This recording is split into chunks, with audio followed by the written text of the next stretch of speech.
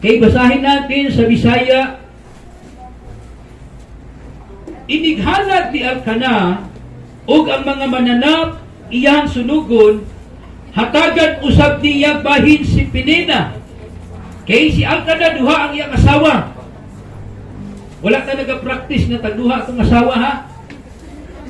Sa ubang mga tribo, ingon pa nila, basta kaya ni mo buhion, okay lang. So, wala ka nag-practice na, o wala na ito na sila gina-debate. Okay? So, kini si Elkanah, duha ang iyang asawa, si Penina o si Hana. O ang matabo sa kanila, gitagaan niya bahin, ingon man ang iyahang mga anak ni Penina. Verse 5, apan bisan mas hinigugman niya si Hana, gihatagan lamang niya og bahin, usa lang. Walay apil ang mga anak. Kay wa may anak si Hana. Okay? Verse 6, tuod niini, kanunay siyang ginabiyay-biyay, kanunay siyang ginabugal-bugalan. Kisay nagbugal-bugal niya? Si Penina. O si Hana, kanunay siyang nagmagulanon. Sa verse 7, gibugal-bugalan siya ni Penina, matag higayon nga siya moadto sa balay sa Dios. Kisay na kasi natin nga ikaw moadtog simbahan, moadtog ka, mga lagad ka sa Ginoo, ginabugal-bugalan ka. Isay na kasi natin, pag mag-praise the Lord ka, mag-hallelujah, ingnon ka, wa na, lapas na kag-langit. Kinsay na ka-experience nga sa imong pagpamustura ng mga lagad ka sa Diyos, ingnon ka lang, muagi si ator na excuse me. Na dati ang buhay mo, gising-gising ang imong mga sinina, kwintas pa'y imo dagko kaayo, napa'y pitakan imo gikadinahan pagkadina sa iro. Ang tawag sa iyo, hip-hop. O kaya malapad ang imong pantalon. Tapos ang imong even imong pantalon makita ang kinatumyan sa pangalan sa imong brief. Now ngayon nakikita ka, namustura ka na, naka-long sleeve ka na, nakapulo ka na, ang ganda ng gupit mo, even maayos ka na tignan, sinasabihan ka na, wow! Praise the Lord! Hallelujah! Muagi siya. Sino na kasi natin na? Ganito ang kasaysayan ng buhay ni Hana. Every time siya papasok sa church, meron talagang tao na ganito ang ugali. Meron ba kayong mga ganyang kapitbahay na walang ibang ginagawa kundi maniid lang? Amen? Hello? Kaya ang ginagawa ni Hana, tahimik lang siya. Tayo, tumatahimik ba tayo pag merong ginagawa ang isang tao sa buhay natin? Minsan hindi. Kadalasan hindi. Amen? Nandiyan ba tayo? Siguro, kung meron taong naglalait sa atin, sa Tagalog kasi nilalait siya, kinukot siya. Lalo po ni bayhanan niyo. Woo! Praise the Lord, praise the Lord. Sinong mga nakasanati o ginana? Amen? Kaya, lagi siyang tahimik at lagi siyang, amen, hallelujah, pumapasok sa simbahan na every time niya ginagawa ito, meron talagang tao na ganito ang ugali. Kaya huwag kayong magtataka na may mga kapitbahay kayo, may kaibigan kayo na walang ibang ginagawa kundi mangkutsa. Amen? Mangkutsa na mangkutsa. Manglait na manglait. Woo! Mag-praise the Lord ka, wa kay angay, oy. Sismusa kay kang dako. Amen? Simba-simba. Woo! Nagdako lang imong simot. Diba ganun ang tao? Pero anong ginagawa natin pag tayo kinukutsa? Naingon pa galit na. Pantay lang ka, maglagot ko, pabarang ka. Kanda imong baba? Diba, manggigil ka? Kasi may nanang mga babae. Tandaan natin ang mga babae, mayroong 1,000 words yan. Pag magagalit yan siya, magsige na siya yaw-yaw. Grabe din siya. Salamat siya, na-born again ko. Kung wala ko na-born again, na. Lahi ko sa una. Mudumog ko. Lahi ko sa una. Makiksumbagay ko, bisang lalaki na siya. Ako at habang, hindi atakbo. Hello? Nandyan na ba tayo? Dahil ang ugali natin bilang mga tao, hindi natin katanggap-tanggap na mayroong maglalait sa atin, mayroong magkutsak sa atin. Kung meron tayong pangit na salita na makinggan, sabihin natin, mubag na yung simot. Ang sahay, mingon ka, unta, madagma na siya sa unahan. Unta, maliksan na siya iniktabok. Unta, mahulog na siya sa hagdanan. Di ba, ganun tayo? Pero si Hana, wala siyang ginagawa, kundi tahimik. Sabi niya, sa verse 7, padayon siya ginabugal-bugalan ni Penina, matag higayon na muadto siya sa balay sa Diyos, busa si Hana, mihilak na lang. Mihilak na lang siya. Hello? O wala na siyang makaon. So, meron tayong matutunan sa buhay ni Hana na ang kanyang buhay ay na humarap sa matinding problema. Number one na problema niya, baog siya. Hello? Hindi ako nangaral para tamaan ka. Nangaral ako para sa buhay ni Hana na meron tayong matutunan. Amen? Kaya nung buhay ni Elkanah na meron siyang ginagawa na parang favoritism, na every time meron siyang offering na gagawin sa Diyos sa harap ng mga tao sulod sa templo. Amen? Ginagawa niya ang isang bagay. Sabi niya, mas mahal ko si Hana, pero isang bagay lang ibinibigay ko. Pero kay Penina, binigyan ko siya ng usa ka bahin o gihatagan po nako ang iyang mga anak. Ang pinakamasakit na naranasan ni Hana, anong tawag niyo doon? Ha? Kusga yung tingog. Persecution. Discrimination.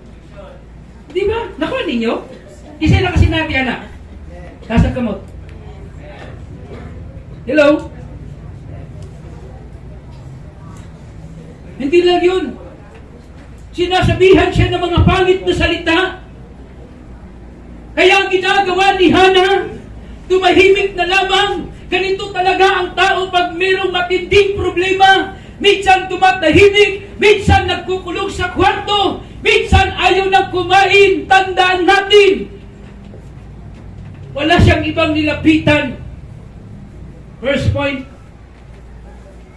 ano man ang ating inaharap na problema, ano man ang inaharap natin na matinding kabigatan sa buhay, tandaan natin, wala tayong pwedeng malalapitan dahil ang tao kailanman, amen, mupakyas yun na nimo. Ito ang kagandahan ni Hana. Tandaan mo, wala siyang ibang sinandalan kundi ang pag-iyak sa Diyos. Church, hindi ko alam ang anong pinagdaanan mo.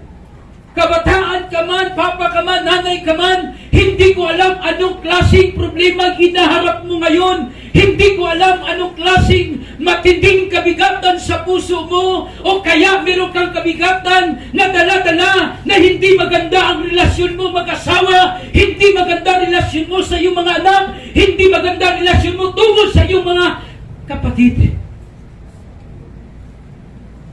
Marami ka nang nilalapitan. Siguro sa sobrang matinding problema mo, lumapit ka na sa barangay. May mga ganun tao. Hello? Wala na diri. Nana dito. Ano ba ang kabigatan dala mo ngayon? Huwag mong ilapit sa barangay yan. Ano ba ang kabigatan na dala-dala mo ngayon? Kawalang-wala, wala ka nang makain, wala ka nang pera, wala ka nang mahabhab. Nilapitan mo kaibigan mo, Brad, pahiram ng 5,000, pambili ng pagkain. Sabi niya, wala good ko. Lumapit ka doon sa iyong kapatid, kuya, ate, pwede ba mahihin ng tulong? Dahil na, yung mga anak ko, gutom na, wala na akong pambili ng gatas. Pwede ba makihiram ng kahit 100 lang? Ngayon po'y magsoon na kami po naglisod. Nandiyan pa ba tayo? Lahat ng mga taong nilalapitan o dikit sa tuwa o malapit sa atin, tandaan mo, pwede na mapakyas ni mo. Naalala niyo yung pangaral ko tungkol sa buhay ni John? Si John ay malapit sa Diyos. Siya lang ang disipulo na laging nakahiga sa paanan ni Jesus. Pag maglingkod sila, si John nagahigda. Nana sila ka-close, Lord. Di ba, pag close ka mo, matinigdaan kayo mo. Hello? Pero di mo close, maglihong ka na. Pero close mo, pahigda ko na siya. Wala si John, higda siya kanunay kay Jesus. Close man sila. Sa madaling salita, meron tayong matutunang aral. Si John, wala siyang ibang nilalapitan, wala siyang ibang sinasandalan. Pwede niya sandalan si James, ang kanyang kapatid. Pero si Jesus ang kanyang laging nasasandalan sa buhay. Church, remember, mama mo, papa mo, kapatid mo, hindi mo pwedeng sandalan yan sa panahon na ikaw ay haharap sa matinding problema. Kaya yung iba nagdigdi. Hello? Pangutanunin mo siya yung problema. Buhilak. Pagka pila ka daw, nabalitaan mo lang, nagdigdi na. Alam nyo ba, ang problema ni Hana, wala sa labas. Ang problema ni Hana nasa loob. Kabataan, may problema ka sa loob. Ilabas mo yan. Ito ang kagandahan ni Hana. Naging bukas ang kanyang loob sa Diyos. Ibig sabihin, kinabutyag niya ang tanan na iyang gibati. O sa man, hindi mo kinabatyag. Ilonggo pa. Isulti na sa Ginoo. Amen? Ayaw na isulti sa mga dili Kristohanon. Lain sila manambag. Manambag na sila. Di maayo. Saan man ako niya kung uyab karon? Itaba na. Ganon ang daigdig.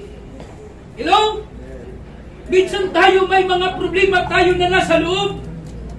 Matindi yan.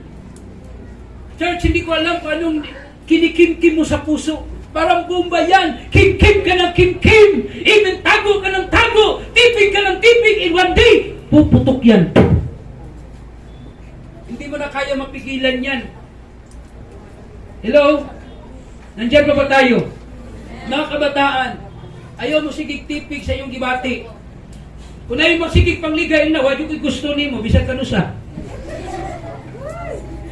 Hello? Pinapaasa mo yan? One day puputok yan. Magsabi yan, magpakamatay na ako. Yaman na kayo.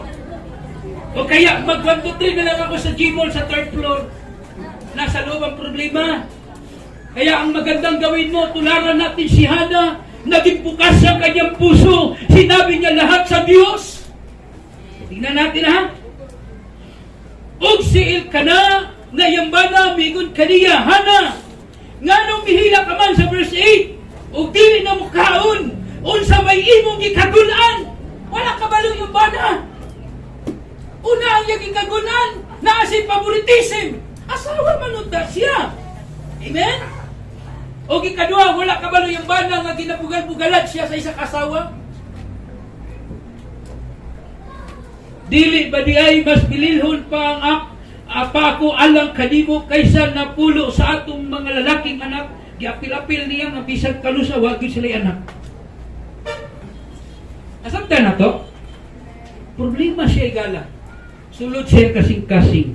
Usa ka adlaw ni Ana, human sa ilang pagpangaon dito sa templo sa Ginoo, mitindog si Hana o si Eli ang maupari natong panahuna, naglingkod doon sa haligi sa ganhaan sa templo sa Ginoo. Verse 10, Dito nagsimula, naging bukas ang puso ni Hana. Sabi niya, labihan ba ni mo kamagulanon? Ang nagsulti, si Eli. Hello? Na ay leader sa simbahan. Kaya napakaganda na magpa-counsel kayo. Amen? Magpa-counsel kayo. Huwag niyo isipin ang edad ko. Amen? 18 years, magna 19 years na ako sa ministry. Kung ministry ang pag-uusapan, ang katandaan mo, talo ka. Amen? Dahil walang magyayari sa problema mo kung wala kang, may ka nang hindi ka mag-undergo counseling. You know? Dahil ang mga leader, inalaw ng Panginoon para tayo ay maghihaan. Kaya sabi ng Bible, si Eli nagtanong kang Hana, unsa man yung magikagulan, minsan ganun tayo, di ba? Minsan magtatanong ako, Brad, si problema ni mo, wapo good ka, pero mong now sumul. Nakuha niya akong point. Sabihin ko, wow, nakita ang glory ni Lord sa imong now. Nandiyan pa ba tayo? Dahil meron talagang amen luyo sa atong kinabuhi na makikita ang himaya ni Lord. Minsan kahit hindi mo na tanungin, kahit hindi mo na sabihin, meron talagang makikita sa mga aura ng mga mukha natin na meron tayong dalang-dalang kabigatan na problema.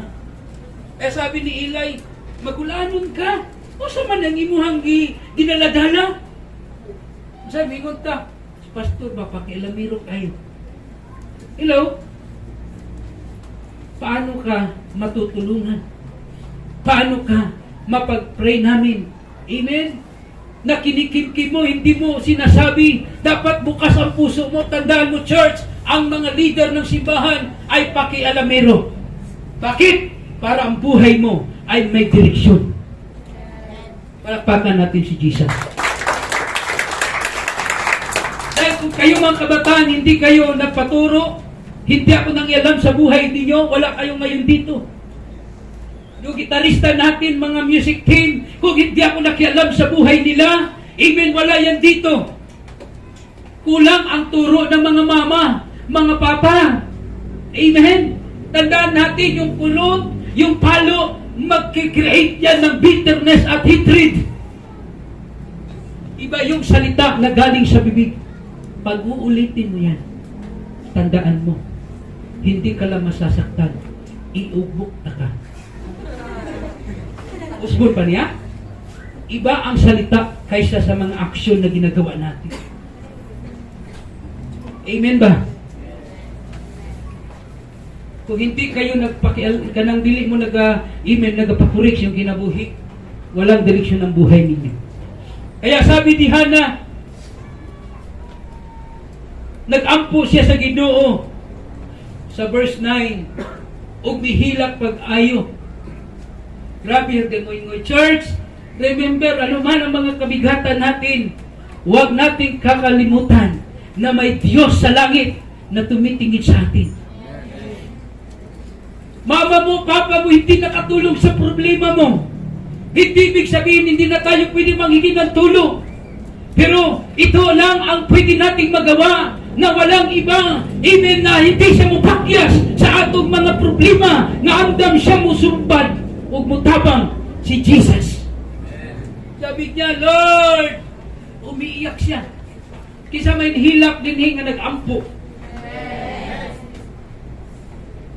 Diba sa overnight prayer nato, lami paminawon ka na mag-ampo, ka na magdangoy-ngoy sa Ginoo. Amen? Patasin mong kamot, surrender din ko, Lord, wadi ko'y mahimo.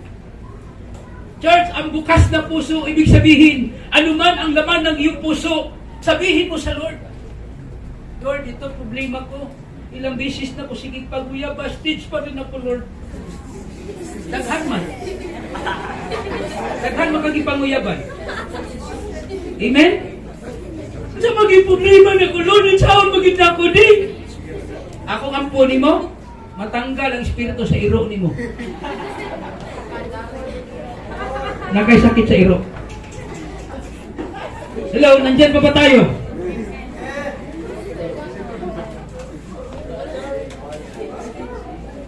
Palakpakan nato si Lord. Nakalimutan mo, Christian ka, you are a prodigal, nakalimutan mo, alagad ka na ni Lord. Dapat ang sandalan natin si Lord. Lord, ang saan mo niya po asawa, Lord, oy?